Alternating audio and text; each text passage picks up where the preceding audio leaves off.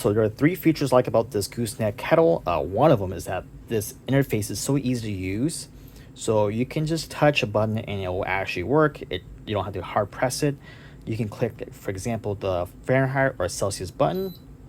Switch very easy. I'm doing very light pressure.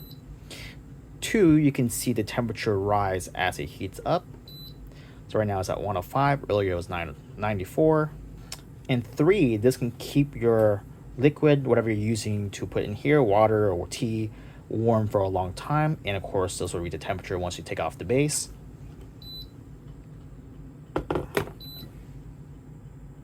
Right there reads it.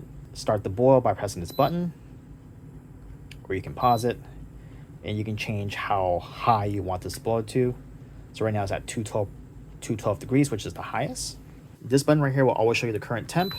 Once it reaches boil and the temperature you want, it will shut off and beep, which is awesome. And the last feature I like is the ergonomics of this. So as you can see, this is designed in a way to pour over without spilling down to the spout. And the handle is very easy and light to hold. It curves, and as you can see right here, it's just it works really well when you pour, and it seems to distribute the weight really well. It's not flopping over.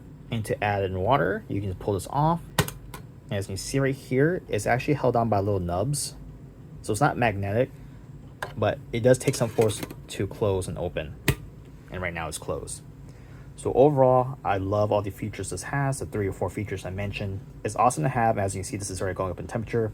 It can take about anywhere from 3 to 4 minutes to boil if you're doing max temp at 212. But overall, it's great, easy to operate, and you know how hot it's getting. I just can't determine how accurate this is, but it seems to be doing its job.